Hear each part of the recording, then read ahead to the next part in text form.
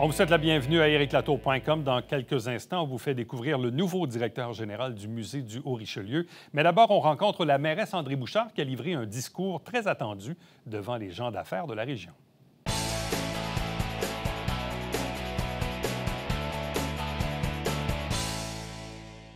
C'était un événement attendu sur le plan politique, mais aussi sur le plan économique. C'était aussi une tradition qui malheureusement avait cessé ces dernières années, celui d'avoir un discours du maire ou de la mairesse de Saint-Jean-sur-Richelieu devant les gens d'affaires, devant la Chambre de commerce et de l'industrie du Haut-Richelieu. Donc, nouveau conseil, nouvelle mairesse, ça change la donne. Bon, l'événement a été reporté en raison de la COVID. Il s'est finalement tenu en présentiel devant plus de 200 personnes.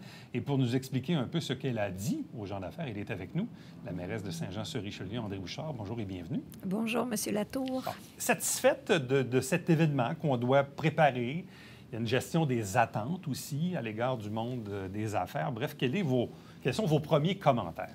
Bien, mes premiers commentaires ont été, somme toute, positifs parce que, évidemment, il y a des gens qui auraient pu peut-être le négatif qui aurait pu être dit n'a pas été dit. Alors, je pense que j'ai eu une belle réception.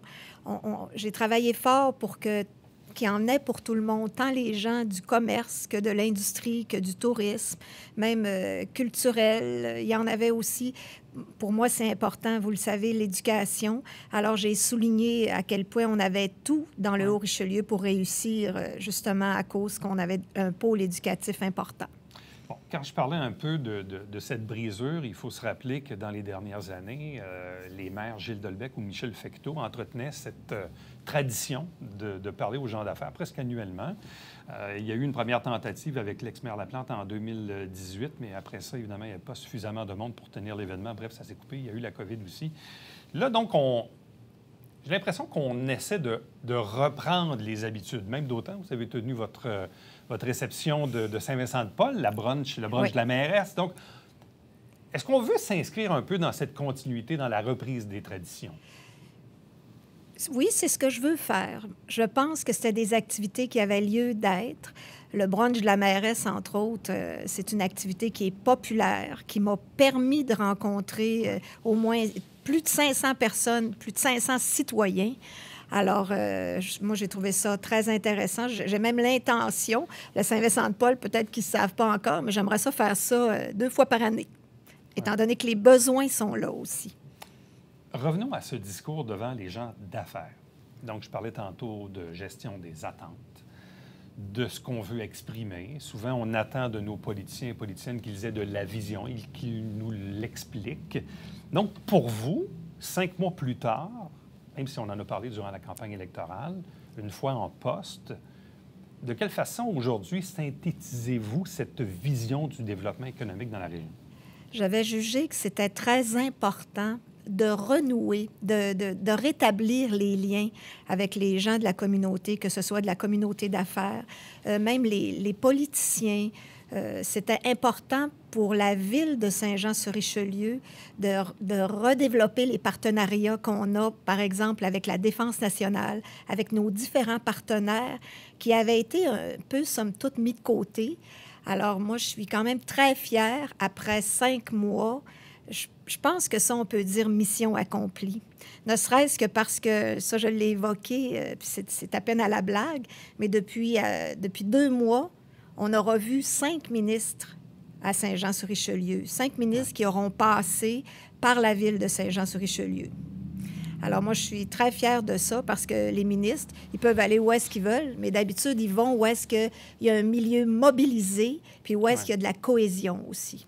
Parce qu'en même temps, quand on parle de renouer avec les partenaires aussi des gouvernements qui occasionnellement ont des programmes de subvention qui peuvent être utiles pour les villes, de ce qu'on comprend de cette volonté aussi qui a redémarré, c'est de retisser des ponts avec les paliers de gouvernement dans l'objectif, je présume, de faire remonter les projets de Saint-Jean-sur-Richelieu à la table des décideurs pour en récolter des subventions. C'est exactement ça. Puis on en a besoin. On en a grand besoin. On est la 11e ville au Québec, puis c'est pas tant qu'on est la 11e, comme le fait qu'on va avoir 100 000 de population. Alors, à ce titre-là, moi, je pense qu'il faut être dans la cour des grands, puis il faut avoir ce à quoi on a droit. Bon. C'est une phrase qui m'a marqué dans le discours. Vous dites il y a une multitude de dossiers qui étaient en dormance depuis plusieurs années. Certains d'entre vous s'impatientent et me le partagent. Bon, qu'est-ce que vous évoquez par des dossiers qui sont en dormance et de l'impatience que vous sentez peut-être du milieu d'affaires? Bien, il y a des dossiers. Bien, moi, on me disait comment c'était compliqué de faire des affaires avec Saint-Jean-sur-Richelieu, des appels non retournés. Puis je le sais qu'il y a eu la COVID et tout ça. Il y a eu le dossier, entre autres, on a un aéroport à Saint-Jean-sur-Richelieu. On s'en est pas vraiment occupé dans les dernières années. Alors, il y a tous ces dossiers-là. Il y a beaucoup de dossiers au département d'urbanisme, aussi en environnement. Alors, moi, c'est ce que je prétendais, c'est que depuis 4 ans, il ne s'était pas développé grand-chose à Saint-Jean-sur-Richelieu. Mmh. Vous revenez aussi souvent sur le fameux cap du 100 000 habitants, une espèce d'objectif. Bien, pas un objectif, en fait, c'est un état de fait. Là. On aura 100 000 de population dans quelques mois, peut-être 1 an ou 2. Dans quelques semaines, quelques semaines même, donc c'est plus rapide qu'on pensait. En quoi ça change la donne? Qu'on soit 99 000 ou 100 000, qu'est-ce que ça change pour la Ville? Ça change. C'est une grande responsabilité financière d'abord. Passer le cap du 100 000 de population, ça va prendre plus de policiers, plus de sécurité. On a aussi à moderniser des infrastructures plus rapidement. Ça va prendre un bureau pour le vérificateur général. Alors, il va y avoir même, actuellement, il y a 12 districts. Il y en aura 14. Il y en aura 14. Alors, il y aura un redécoupage des districts, ce qui fait quand même un poids financier sur la ville de Saint-Jean-sur-Richelieu, d'où l'importance de faire du développement économique, évidemment en cohérence avec le développement durable. Donc, le fait d'atteindre le cap du 100 000 de population vient avec des obligations et de nouvelles dépenses de plusieurs millions de dollars facilement. Oui, là. facilement. Il n'y a pas plus de revenus parce qu'on tombe à 100 000 demain matin. Là. Non. Donc, il faut les assumer, ces dépenses-là. Oui. Bon. Donc, pour ça, pour vous, c'est de dire, bien, il faut aller chercher de nouveaux revenus. Oui. Et les nouveaux revenus, ils passent par quoi? Par le développement économique? Absolument, par le développement commercial, le développement industriel. Puis pour faire ça, évidemment, étant donné qu'on a quand même peu de terrain, bien, ça va passer beaucoup par les terrains de l'aéroport, par la requalification des zones aussi. Là. On parle de densification au niveau des logements, mais on parle de densification industrielle aussi. Bon, je vous entends aussi beaucoup parler d'augmenter la notoriété, ou je pourrais dire même crédibilité, là, mais je sens beaucoup dans votre discours cette envie que Saint-Jean retrouve un peu ses lettres de noblesse et qu'on parle de nous en bien à l'extérieur du territoire. C'est même le message que j'ai transmis aux gens d'affaires à la Chambre de commerce. C'est que ça, c'est ensemble qu'il faut le faire. Même si j'allais sur toutes les tribunes pour parler de Saint-Jean-sur-Richelieu en bien, je pense que c'est une responsabilité qui est partagée. Alors, c'est un peu... Ça faisait partie du message que j'ai voulu transmettre à tout le monde jeudi dernier. Bon. Là, j'ai besoin d'explications. Vous dites dans ce discours, nous devons tendre à être la référence et à avoir des gens qui viennent de partout pour comprendre comment fonctionne le modèle joannais. C'est quoi ça, le modèle joannais? Bien, le modèle joannais, c'est celui qu'on est en train de construire ensemble. C'est-à-dire que depuis que je suis en poste, j'ai tenté, évidemment, de renouer les ponts, de retisser des liens. Puis je pense qu'actuellement, on rencontre... je refuse de rencontrer aucun entrepreneur, aucun promoteur, aucun directeur d'organisme communautaire, aucun citoyen. Puis c'est avec ces efforts-là de travailler ensemble, le modèle joannais, il est à bâtir. C'est ce que je fais actuellement. Bon. Vous dites aussi que nous avons été collectivement freinés par une culture de silo et, dans certains cas, par la polarisation. Bon, politiquement, il y avait de la polarisation, ça, c'est pas une surprise. Mais quand vous parlez de culture de silo, quel est le constat que vous tracez par rapport à ça? Bien, mon impression, puis je pense que c'est pas juste une impression, parce que, vous voyez, on a travaillé, puis ça s'est fait au niveau administratif. Maintenant, l'urbanisme travaille avec le développement durable, avec le département des infrastructures. Avant, ces départements-là travaillaient beaucoup en silo. ce qui ne permettait pas nécessairement une fluidité d'information. Les gens rencontraient toujours un os quelque part. Alors là, maintenant, ces gens-là travaillent ensemble, puis à la place de chercher un os, on essaye de chercher des solutions. Quand on parle de développement économique, et ça, vous en avez beaucoup parlé durant la campagne électorale, vous y êtes revenu, on en a parlé tantôt, l'aéroport, où vous souhaitez un nouveau modèle de gestion, peut-être quelque part à l'automne, de ce que je comprends. Au plus tard à l'automne. Bon. Mais pour vous, est-ce que le développement de l'aéroport municipal, ça devient un peu la pierre angulaire du développement économique de la région? Je vous dirais qu'à ce moment-ci, oui, parce qu'on est très confiant d'y développer notre zone d'innovation en sécurité publique et civile. Alors, je dirais que oui. Actuellement, puis on aura une nouvelle directrice générale chez NextDev. Alors, je pense qu'on va travailler vraiment dans cet objectif-là. Bon, vous parlez aussi de logement. On en a déjà abordé aussi, parce que quand on définit un peu ce qu'est la qualité de vie, d'avoir des bons emplois, d'avoir des belles infrastructures sportives, quoi qu'il en manque peut-être quelques-unes, bon, on le sait, mais il faut les payer, il faut les financer, mais avoir des logements. Oui. Ça aussi, c'est un enjeu, puis des terrains, ils n'en mouillent pas tant que ça. Pour vous, on sent que c'est vraiment une priorité. C'est un enjeu majeur. Quand j'ai fait campagne, ça faisait partie de ma campagne électorale, mais à travers d'autres éléments qui étaient probablement plus sexy que ça. Mais dès que je suis entrée en poste, l'urgence d'avoir des logements, c'est devenu tellement important que, justement, c'est là qu'on a exercé comme ville une espèce de leadership rassembleur parce qu'on s'est allié à un groupe de ressources techniques, puis on va s'allier aussi une coopérative de manière à ce qu'on va être capable, le 5 mai, de déposer des projets pour le programme d'habitation abordable du Québec. Alors, moi, je suis très heureuse de vous dire qu'on aura probablement une possibilité de 3 projets dès le 5 mai qu'on va déposer. Bon, vous dites justement qu'il y a une nouvelle direction générale qui s'en vient du côté de NextDev, le conseil économique. Quelles sont vos attentes par rapport à ça? Parce qu'on voit dans le discours aussi cette espèce de désir d'avoir un espèce de plan de promotion à l'égard du développement économique pour être attractif. Donc, pour vous, c'est quoi vos attentes par rapport à NextDev et vos attentes par rapport à ce plan de promotion? Moi, j'ai des grandes attentes. Je vais sur certaines tribunes politiques comme à l'UMQ et tout ça, et j'entends toujours parler très favorablement, de la Société de développement économique de Drummondville. Moi, je veux rien moins que ça.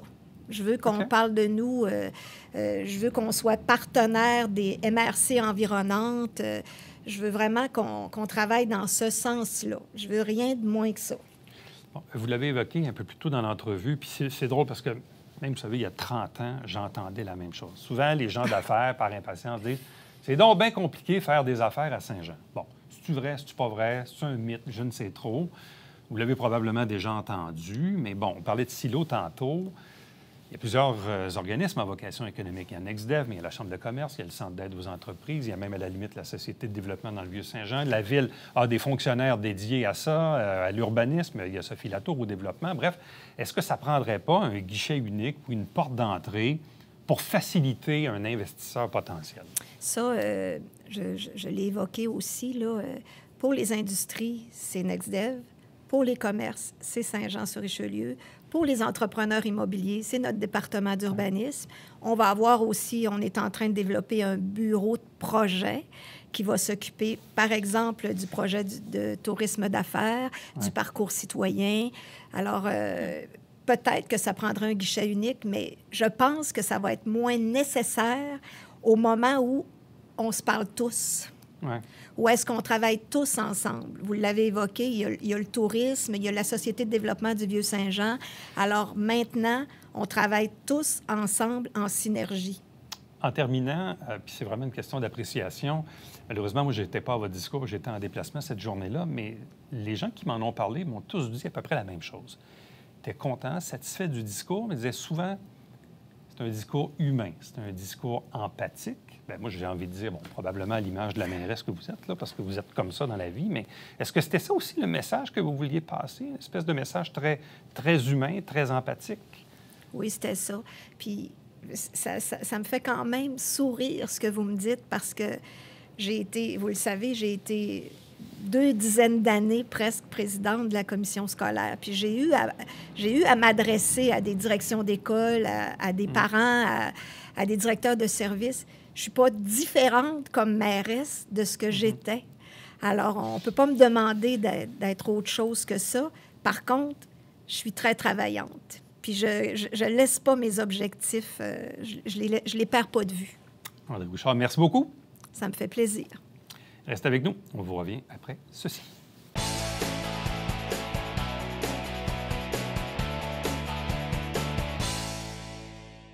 Mesdames et messieurs, bon matin et bienvenue à votre télébingo sur les ondes de télévision du Haut-Richelieu. Vous aimeriez jouer au bingo dans le confort de votre foyer? C'est possible. Tous les dimanches matins, 9h30, à la télévision du Haut-Richelieu, maintenant en haute définition au 609.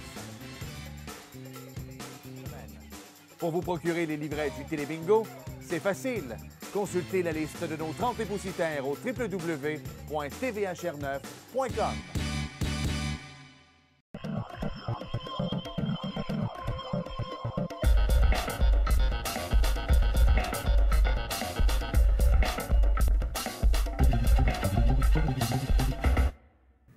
Salut, c'est Alexandre Baudouin. Et François Trépanier. Frank, on invite les gens à écouter Sport Express à toutes les semaines. Tout à fait, le jeudi 19h et plusieurs fois en reprise, même la nuit, Alex. Puis même sur Internet, sur Oh, YouTube. bien, bien sûr. Manquez pas ça.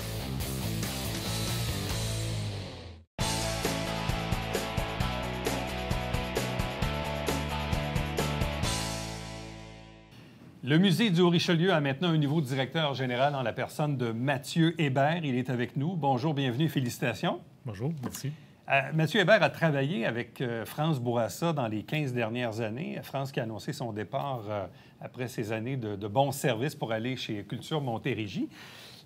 L'impression que ça me laisse, c'est que dans le fond, on est un peu dans la continuité, c'est-à-dire que le conseil d'administration, en vous choisissant, vous, décide d'aller dans la continuité.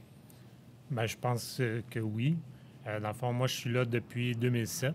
Donc, je suis arrivé en mai 2007 en poste comme directeur des collections.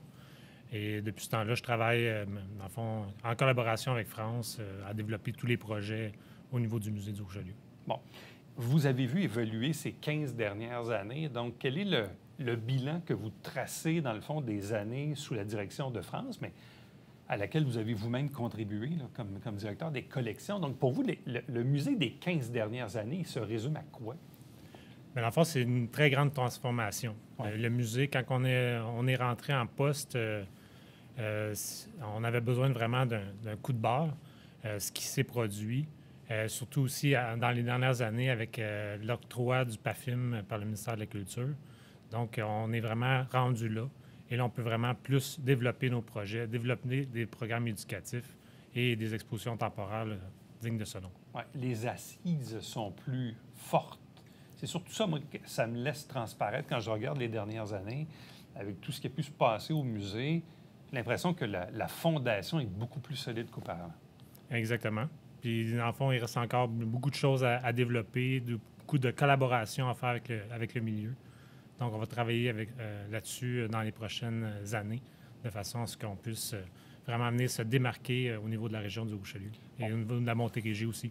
Bon, il y a eu quand même ces 2 dernières années la pandémie, là, avec des ouvertures et des fermetures, ou des ouvertures, mais avec des mesures. Bon, on comprend le principe. Il y avait aussi le volet commercialisation qui, veut pas, a été un peu mis sur pause en partie dans les 2 dernières années. Est-ce que, somme toute, vous trouvez que le musée s'en est quand même pas trop mal sorti de cet épisode-là? Ça n'en est pas si mal sorti, exactement. Par contre, c'est sûr qu'il y a vraiment du développement à faire. Dans le fond, en ce moment, on est à la recherche d'un gestionnaire administratif qui va venir m'épauler dans mon travail. Mais aussi, on est aussi en réflexion au niveau de la boutique, au niveau de la commercialisation, du marketing, tout ce niveau-là.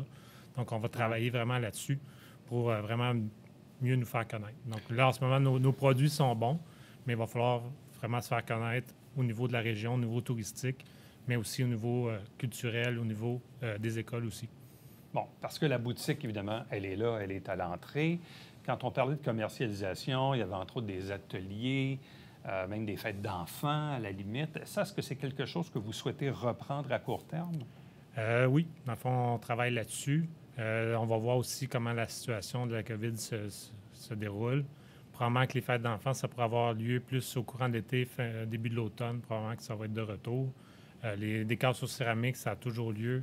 Il y a des décors sur céramique pour emporter aussi qu'on offre actuellement, qu'on devrait remettre sur pied prochainement. Bon.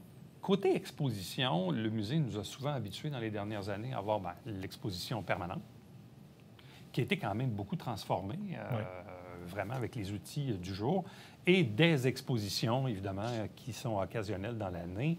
Est-ce qu'on veut toujours continuer un peu dans cette formule? Donc, on a toujours notre exposition permanente. Environ, une exposition permanente, c'est là pour 10 ans. Au niveau des expositions temporaires, donc on a 2 expositions temporaires environ par année. Donc, en ce moment, on a Voie parallèle. Cet été, on va avoir une exposition sur l'immigration. Et, dans le fond, vers la fin de l'année, on va avoir une exposition de céramique de Léopold Foulem, donc un céramiste du Nouveau-Brunswick, mais qui est établi au Québec. Donc, il y a une grande production reconnue internationalement. Bon, parce que tout le volet céramique, dont on parle occasionnellement, mais peut-être pas assez à la limite, c'est, en tout cas, à mon avis, pas encore assez connu. Cette espèce de... Tu sais, on fait souvent le lien avec le monde militaire à Saint-Jean, là, ça va de soi. Mais en même temps, le monde de la céramique est pourtant hyper important dans l'histoire de la région. Oui, dans le fond, au 19e siècle, Saint-Jean était la capitale de la céramique au Canada. Donc, c'est vraiment un moteur, dans le fond, de Saint-Jean à cette époque-là.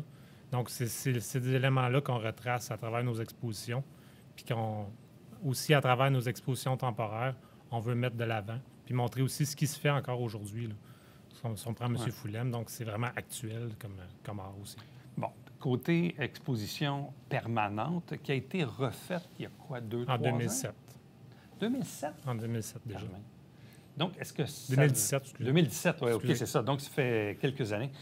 Donc, 2017. Donc, techniquement, elle pourrait être encore bonne jusqu'en 2027. Oui. Mais dans le fond, on raconte toujours à peu près la même chose dans l'exposition permanente, à la seule différence qu'on utilise des outils dignes d'aujourd'hui. Oui, dans le fond, c'est vraiment... Parce que l'histoire de la région, elle ne change pas, là. Mais c'est présenté différemment. Il y a des illustrations différentes, des aspects multimédia aussi différents. En ce moment, il y a un projet de visite numérique interactive qui va être présenté, dans le fond, l'été prochain. Donc, on est en train de finaliser ces éléments-là. Donc, on espère pouvoir que les gens puissent venir visiter ça cet été ou l'automne prochain. Bon. Et quand on parle de l'exposition permanente, simplement pour rappeler aux gens, qu'est-ce qu'elle raconte, cette exposition permanente? Qu'est-ce qu'on peut y voir quand on entre chez vous? Donc, elle raconte l'histoire, dans le fond, des premiers peuples, donc les premiers autochtones qui sont arrivés. Ensuite de ça, bien, on parle de la fondation de la fortification, l'histoire de la céramique, mais aussi, on raconte l'histoire de chacune des municipalités du Haut-Richelieu. Et, bien entendu, bien, celle de Saint-Jean-sur-Richelieu. Donc, avec nos grandes usines, la compagnie Singer, les histoires, donc le grand feu de 1876 qui a transformé, dans le fond, la rue Richelieu juste en arrière de nous. Donc, c'est vraiment tous ces éléments-là qu'on rapporte dans l'histoire, dans l'exposition permanente. Bon. Et quand on parle des autres expositions, on évoque évidemment celles qui s'en viennent d'ici la fin de l'année, mais en même temps, quand on dirige un musée, il faut penser 1 an, puis 2 ans, puis même 3 ans d'avance. Donc, qu'est-ce que vous avez sur votre radar ou sur cette vision ou d'exposition que vous souhaiteriez voir être représentée ou se former dans les prochaines années? C'est certain que nos grandes industries, parler dans le fond de notre monde aussi, si je prends l'exemple qu'on a fait il y a quelques années, la compagnie Crane, mais je pense que ça, c'est un peu le modèle qu'on veut mettre de l'avant. C'est vraiment d'aller chercher un pan d'histoire particulier, puis aller chercher les gens qui ont travaillé, les familles qui ont donné tout leur cœur, toute leur sueur à ces projets-là. Donc, vraiment les mettre en valeur. Donc, l'objectif, c'est vraiment ça, c'est de mettre en valeur les gens de chez nous. Bon, puis le cœur de l'affaire, c'est de trouver des artefacts qui viennent relier tout ça. Ça, c'est le nerf de la guerre. C'est de la recherche. C'est beaucoup de travail là, pour arriver à trouver des trucs. Là. Bien, les artefacts, c'est vraiment ça qu'il faut commencer à travailler fortement avec la population du Haut-Richelieu. C'est vraiment de leur dire de nous faire confiance puis de nous apporter les choses, que ce soit de façon temporaire, mais aussi de façon permanente. Parce que l'objectif, c'est vraiment de se bâtir un passé à travers le musée. que ces objets-là puissent avoir une deuxième vie puis une troisième vie, puis que dans 100 ans ou dans 200 ans, mais qu'on puisse dire, bien, en telle année, il y a eu cet événement-là, ce passé-là. Donc, ça veut dire qu'il y a du monde qui ont des petits bijoux à la maison puis ils ne savent pas, là. Exactement. Surtout au niveau photographique, au niveau... donc, tous ces éléments-là doivent, dans le fond, être conservés. Est-ce que ça passe par chez nous? Bien, nous, on le souhaite. On aimerait bien ça, que les gens nous fassent confiance. Parce que, bon, il y a quelques années, je vidais la maison de mes parents, succession oblige. Puis là, des fois, on trouve des photos. Puis, qu'est-ce qu'on fait avec ça? On met ça dans une boîte, on ne sait pas trop quoi faire. Puis des fois, on y pense avec le recul, puis on dit, des fois, on va passer des trucs, puis on dit, peut-être que quelqu'un pourrait avoir de l'intérêt, peut-être que le musée pourrait avoir de l'intérêt pour cette chose-là. Donc, quand les gens se mettent à faire du ménage, peut-être ils pensaient à 2 fois avant de le mettre dans la boîte ou de le mettre au recyclage. Puis des fois, c'est des photos de famille, mais à l'arrière de la photo de famille, il y a des maisons, il y a des bouts de rue, des bouts de bâtiments qui, dans le fond, qui sont disparus aujourd'hui, donc qui nous permettent vraiment d'arriver à construire notre histoire. Bien, bonne chance dans ce nouveau mandat, donc dans cette continuité au Musée du Haut-Richelieu, donc avec cette nouvelle direction générale. Merci beaucoup. Merci beaucoup. Restez avec nous. On vous revient tout de suite après ceci.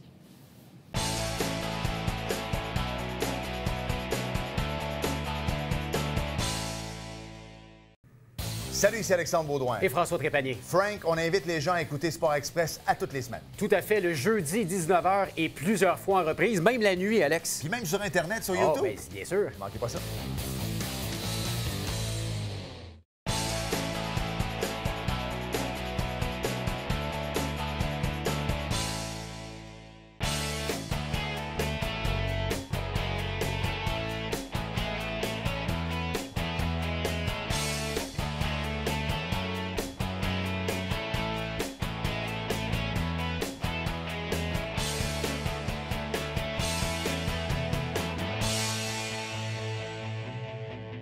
On en parlait il y a quelques instants. Voie parallèle à la rencontre des Autochtones du Québec. C'est l'exposition qui accourt en ce moment au Musée du Haut-Richelieu. C'est en vigueur jusqu'à la fin du mois de mai, jusqu'au 29 mai. Donc, si vous avez de l'intérêt, rendez-vous ou contactez ou allez voir sur le site Internet du Musée du Haut-Richelieu pour avoir plus d'informations.